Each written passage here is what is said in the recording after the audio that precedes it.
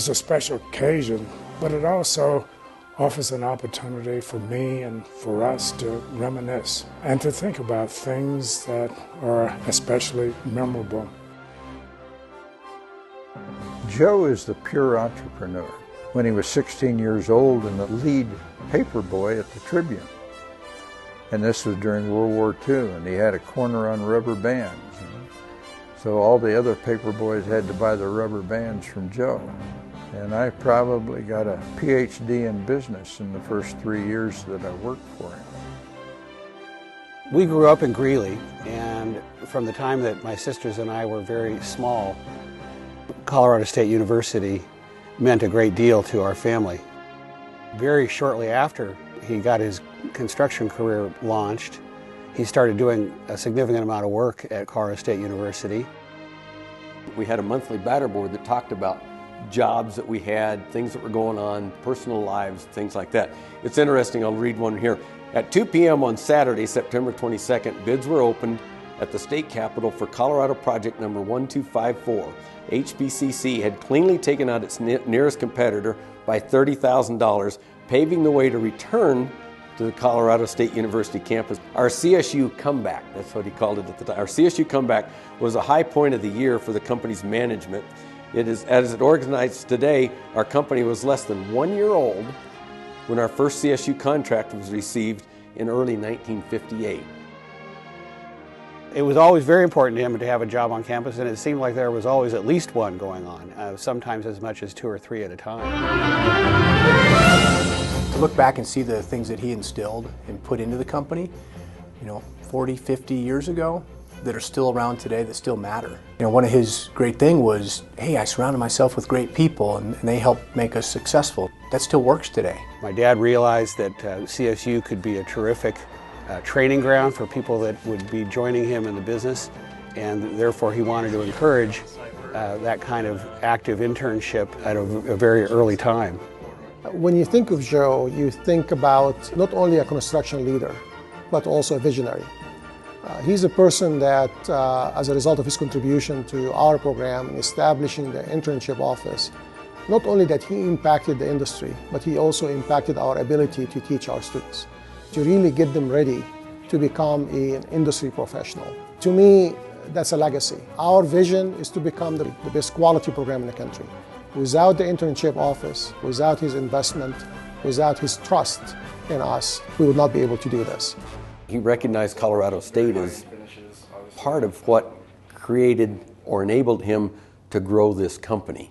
And Colorado State was significant. And hit those panels across the top of the soffit. I don't know where I'd be without the internship program. That was just another thing that drew me to the company was here's a guy, loves CSU, loves Hensel Phelps, wanted to do whatever he could to support that CM program, wanted to make sure that people coming out of that program have an opportunity at a career. It takes visionaries like that to make things happen, to see something, and it's affected, I think at this point, around 3,400 students have gone through the placement center. I had a great internship with Hensel Phelps, really developed a good rapport with people in the company, and really had an opportunity to work with what I feel are some of the best of the best. Joe Phelps saw what needed to happen between the industry and the education of the construction industry, and through his support we were able to develop this program at CSU that wholeheartedly develops the strongest students in the industry by far. Mr. Phelps has accomplished so much in his life, and I think a lot of us look up to him and what he's done and the legacy that he's established, and his name's on the wall and everyone's aware of him, and we know of his success and his accomplishments, and it's really a source of motivation and inspiration. After I was governor and went to California and ran the Los Angeles school system, I built 19 billion with the new structures, schools, 140 of them. Hensel Phelps did the toughest jobs we had. In fact, I got in trouble out there because they thought I was using Hensel Phelps because I was a friend of Joe's. And I had to prove that, hey, this is one of the best contractors in the country. CSU helped develop what we call our FOG manual. FOG stands for Field and Office Guide. Jim Young, helped develop that fog manual, and now every company has their fog manual. They may call it something different. Joe was the trendsetter. There's no question that his attitude toward the intern process has made a fantastic impact on the program. He's a person who would, once involved, would be very involved.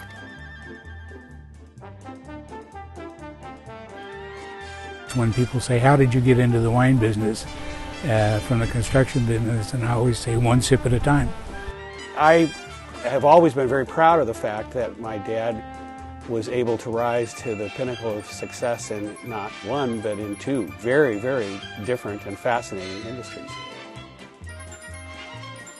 He's a perfectionist. This is one of the key reasons for his success in the wine business is that it was quality. He's always working on how to improve his vineyards, to improve the quality of the grapes and the quality of the wine. His signature wine is the Insignia. We've had the Insignia. It's interesting that he coined the nickname for a wine, and now Silver Oak, everybody else has their signature wine and they have a name for it, but Joe's the one that really started that. He was a trendsetter wherever he went. That's just basic part of Joe Phelps's makeup. He didn't want to be just an ordinary contractor. He wants to do things well. I think I'm probably most proud of him is not the time I spent in college with him, but the character of that company. We had a very simple strategy to hire the best draft choices that we could find. We would go wherever the work was, and we would do all kinds of buildings and structures. That gave us lots of growth opportunity, and that provided career opportunities for good people. The main way we can say thanks is just to keep Hensel Phelps Construction Company at the top. I guess keep carrying the torch that he carried and his father carried, and keep that legacy going, being the best construction company in the world. When I go back to CSU, and I go back to the placement office and I see the Phelps endowed chair, all I can do is just smile and say, thanks, Joe. Thank you very much. It was a great thing you've done and really appreciate it. Everyone has so much respect and admiration for Joe.